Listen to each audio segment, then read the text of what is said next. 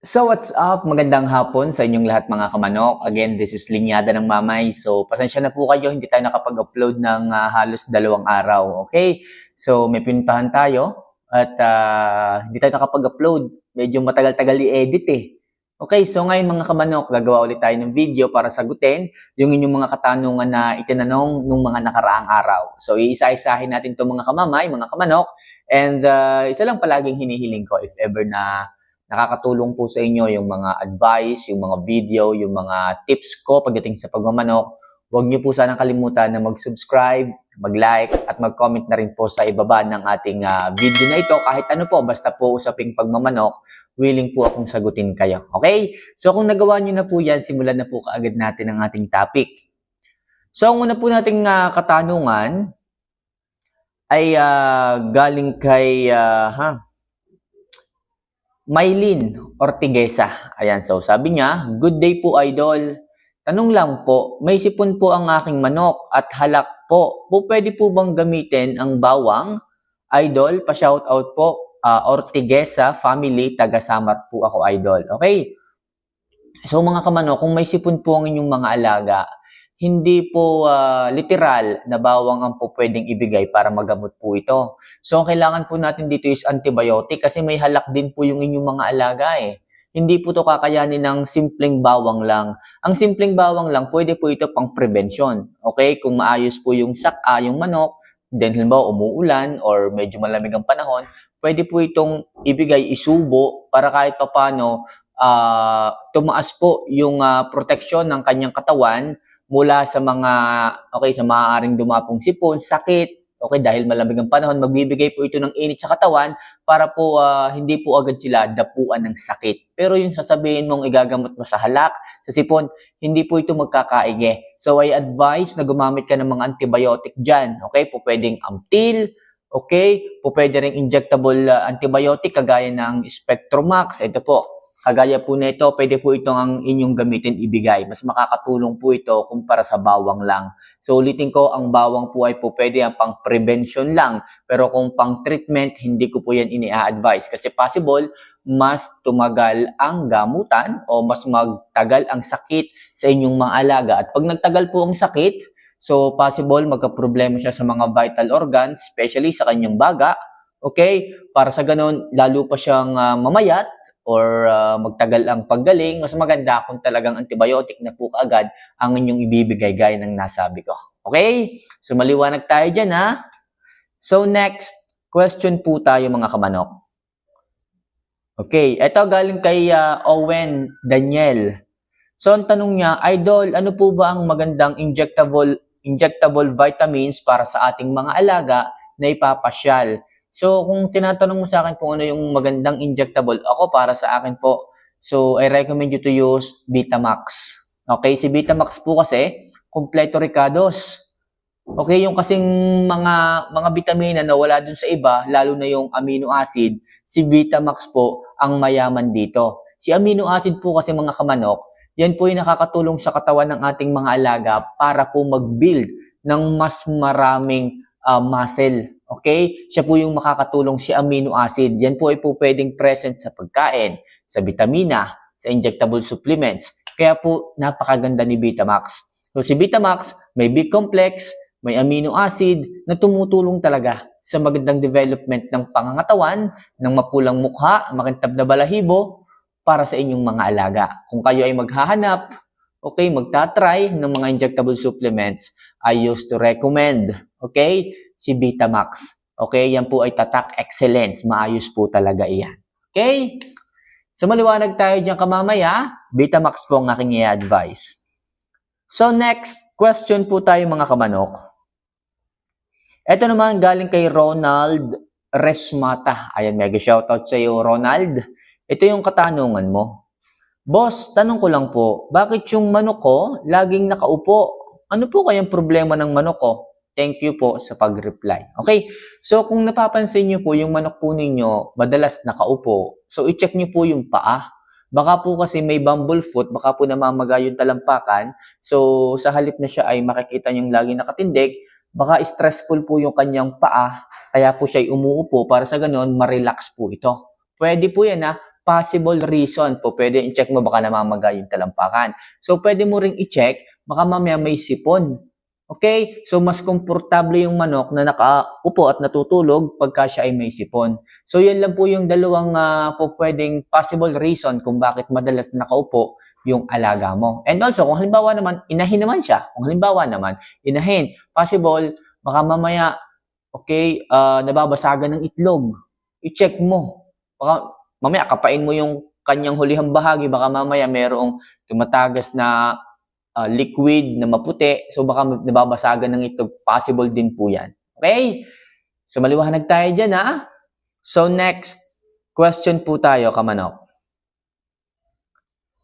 Okay, ito naman galing kay Denise Mayran, ang haba, Randy Esteban. Ayan, so mega shoutout sa iyo, Denise. Kamamay, ano po ang gamot sa paa ng manok ko na namamaga tapos may parang mata?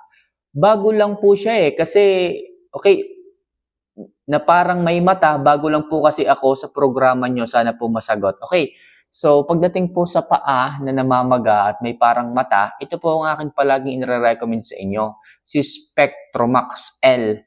Ito kasi mga kamanok ay merong antibiotic na kung saan pinipigilan po nito na mag-produce ang buto ng protina para hindi po mamaga yung pinakapaa ng inyong mga alaga. So mas makakatulong po ito pag ibinigay po ninyo. So ano po ito injectable supplements po ito sa pitso po ng ating mga alaga for 3 to 5 days. Okay, so pagdating sa namamagang paa, sipon, halak, ano pa ba? Yung pumamaga ng mukha, ito po ang inyong subukan, si Spectromax. Injectable supplements na po ito, kaya po talagang maganda kasi nga po, nakarekta na po ito sa bloodstream, okay, ng ating mga alaga para sa mas mabilis na paggaling. Okay, so maliwanag tayo mga kamanok ha. So next question po tayo. Eto, galing kay Aaron Ray Kalinaw. Ayan, so mega shoutout Aaron. Kamamay, pwede bang mag-inject ng Spectromax? Okay, ito nasabi ko kanina.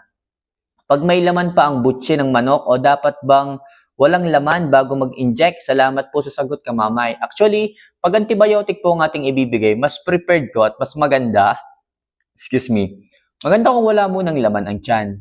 Okay? Pero kung injectable na ganito at meron pang laman, wala din namang problema. Pero yung sinasabi ko sa inyo na dapat walang laman, kung ang ibibigay nyo po is oral o yung mga tabletas, mas maganda kung walang laman. Kung ito po ay antibiotic pero kung injectable naman, walang problema kasi rekta na to sa bloodstream. Hindi niya dadaanan yung butse na may lamang pagkain kasi rekta na po ito sa bloodstream ng manok.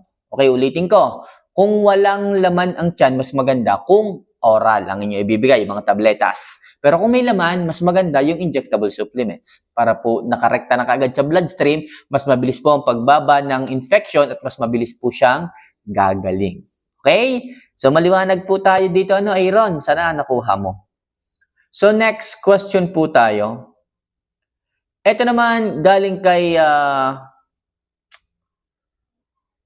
Lord Segovia. Ayan, so kamamay, pwede na bang pakainin ng Integra 3 Plus yung going 5 months old ko na stag? Hindi ba babagal ang paglaki? Salamat sa sagot. Okay, so mga kamanok, hindi naman po ito. Kung ako nga 2 months old, naka-Enerton na ako, sinasanay ko na ng Enerton. Actually, ang mahalaga dito, yung protina Okay, yung protina at doon sa pagkasanay ng manok sa pagkain. Okay? Kung mapapansin nyo, may mga breeders nga po dyan hindi naman sabihin kung day old. Parang mga 2 weeks or 3 weeks old, binibigyan na nila ng grains Okay?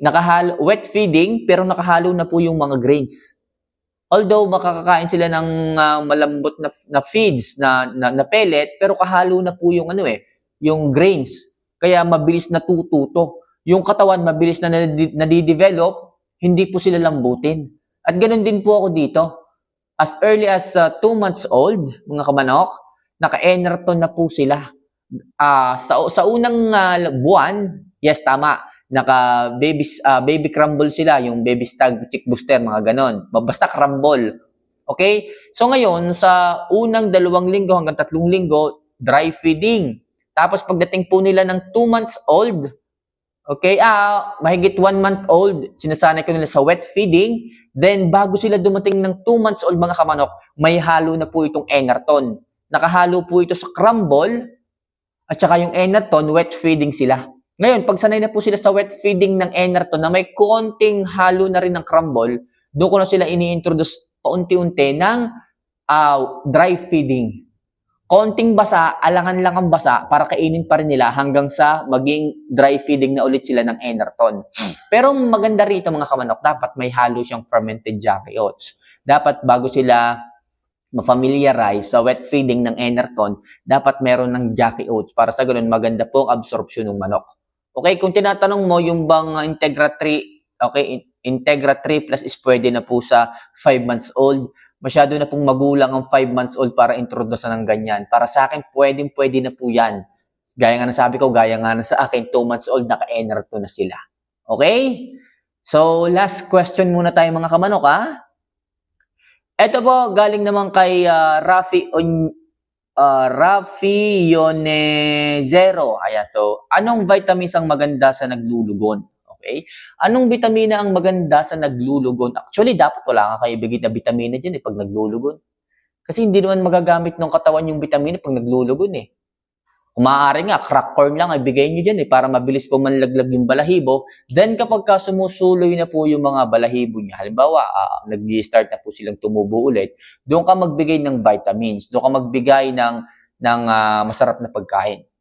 Okay? So kapag yung naglulugon na ganun, pwede mo na siyang bigyan ng, ako kasi hindi na ako bibigyan ng vitamina masyado eh. Kasi ang vitamina ko nga fermented Jackie oats na eh. Okay? So kapag yung babago pong tumutubo ang balahibo, pwede nyo purgahin yan.